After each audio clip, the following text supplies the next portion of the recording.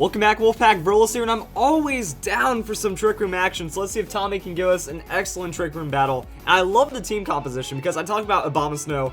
Very strong, very strong Pokemon because I have Blizzard hitting both opponents for ridiculous stab damage, Chandelure hitting both opponents. And then we have the Escavalier going for just ultimate ham damage under that Trick Room. I mean, this team looks amazing.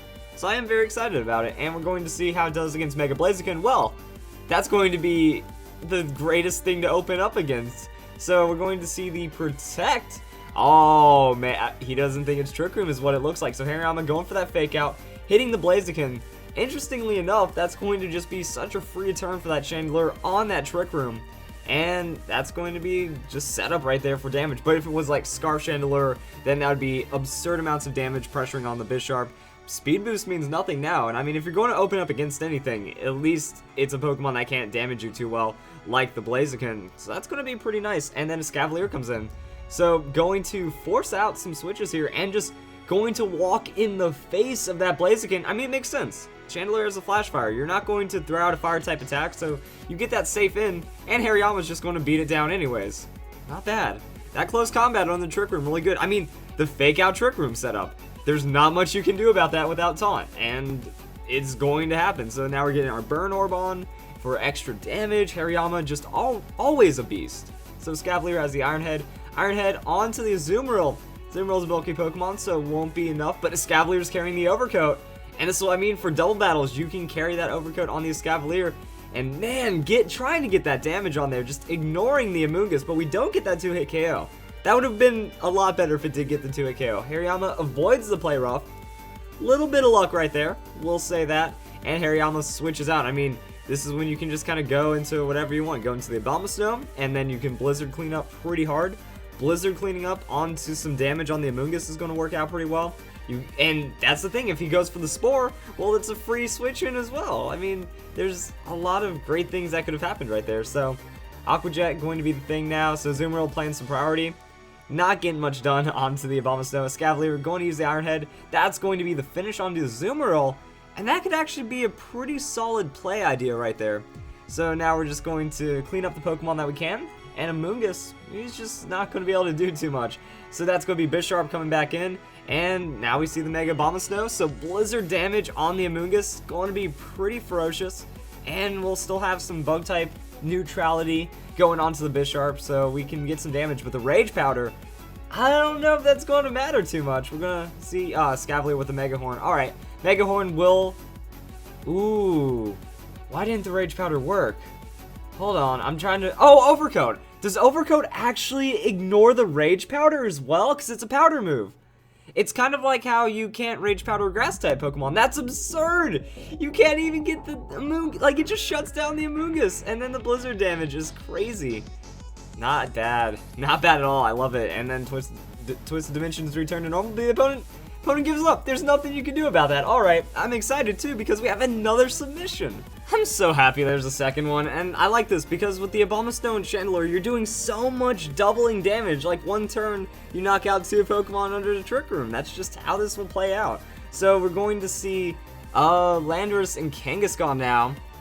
Things could happen here, and that's going to be Chandelure and Cresselia. Alright, so with that double Trick Room, you have, like, yeah, Trick Room, like, has a pretty good chance of going off this turn. That's going to be Chandelure protecting, but the opponent trying to get sneaky right there. Oh, I think the opponent didn't Mega Evolve Kang to either fake, well, actually, didn't go for the fake out because that's a Rock Slide. It's going to be Return. So, alright, went for the Return to just try to Rock Slide super effective into a Return on the Chandelure, knock it out before it could set up Trick Room or get crazy damage, but instead, Cresselia is setting up now. So the Trick Room is on the field. Hariyama does come in, and it looks like that's going to be a switch out from the Landorus into the, I don't know what that is, Jellicent. Alright, and that's going to be Kangaskhan going for its Mega Evolution for this turn. So it didn't get what it needed to be done. Now it's Mega Kangaskhan. Now it's going to be going for the Insanity. But Cresselia, oh, that switch. Yeah, Cresselia can carry the Ice Beam, so you gotta respect it if you have the Landorus on the field. And Power Up Punch. So Power Up Punch on Cresselia. It's just for gaining stats. Can't hit the Chandelure, can't really do too much else.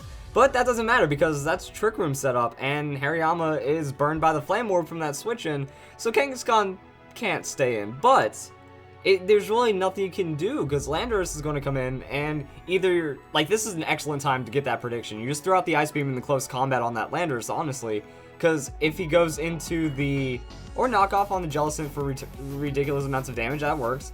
Because if you, oh, the Cursed Body, actually at least you don't lose the close combat. So my thought is, if you throw that, he goes into the Ferrothorn and it's taking ridiculous close combat and maybe enough Ice Beam damage to finish it off. And that's what I mean, there's the prediction right there. You can just take it because either Kangaskhan dies, either Landorus dies, or either the Ferrothorn dies. So it's only, like, it's so safe to throw out the Ice Beam down there. And gets the great prediction. This is what happens when you understand how your team works out in, like, the best case scenario. So Kangaskhan's on the field. Trick Room, but you know, that is some fake out, so gets to play around with that and goes into the Chandelure. Is this going to be the hard read? Cresselia switching out as well. Ooh, the double switch. Fancy. We're going to get some fanciness right here. So Abomasnow's on the field. It's got that Snow Warning, so now we're going to get a little bit of damage over time going on with that hail. And fake out. So the fake out doesn't affect the Chandelure, and the recover means free turn. But there isn't going to be too much you can do onto the Jellicent. Now, Heat Wave into Blizzard, it's going to be crazy on the Kangaskhan, so that doesn't matter. And if he switches out into the Ferrothorn, then he eats the Heat Wave and goes down. It's like there's just so much momentum right here that just works out that well. So switching out into the Tintintel.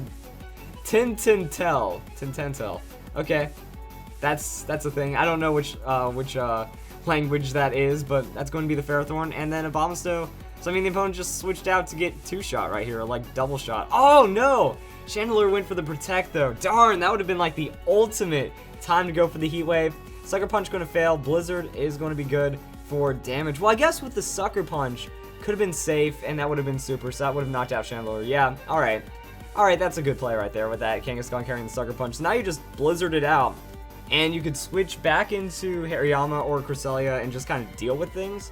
Man, that's so frustrating seeing the Ferrothorn right there and then not throwing out the Heat Wave. So Abomasnow's going to go for the Protect. Oh, this is where the hard reads come in because that's where, yeah, Kangaskhan's going to go for the return. Abomasnow protects. That's going to be a Gyro Ball, but that's a protection. And Chandelure sets up the Trick Room. So by resetting the Trick Room, gets that safety from just going on to another Sucker Punch.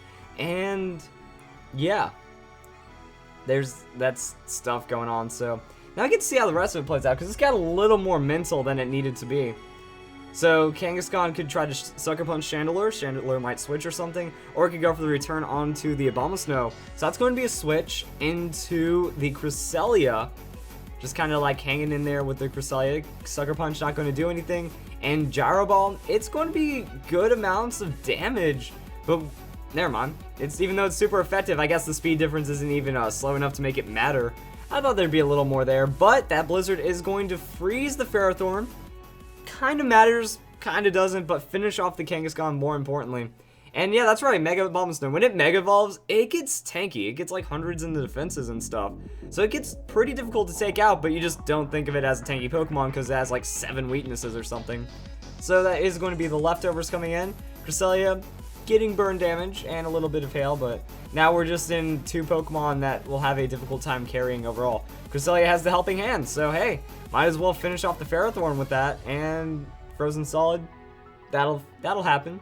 So a Blizzard that's going to have to finish off the Ferrothorn after that Helping Hand damage, and it's small but significant amounts onto the Jellicent, and that's a Grass-type Pokemon, so it can like Wood Hammer or Energy Ball or Giga Drain, or do something and get some super effective damage onto the Jellicent.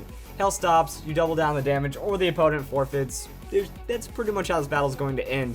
And that is going to be a forfeit. So if you guys enjoyed these 2 battles, good stuff. I love it when people show mastery. Like they choose one thing, they choose to become very proficient in it, and that's how this game works. So if you guys enjoyed the video, hope you guys had a great week, have a great weekend, and I hope to see you guys in next week's Fan Fridays. If you want to be on Fan Fridays, all you need to do is comment your battle code down below from your verse recorder, and that's kind of all there is to it. So I hope to see you guys in the next one. I hope to see you guys submitting. Have a nice day.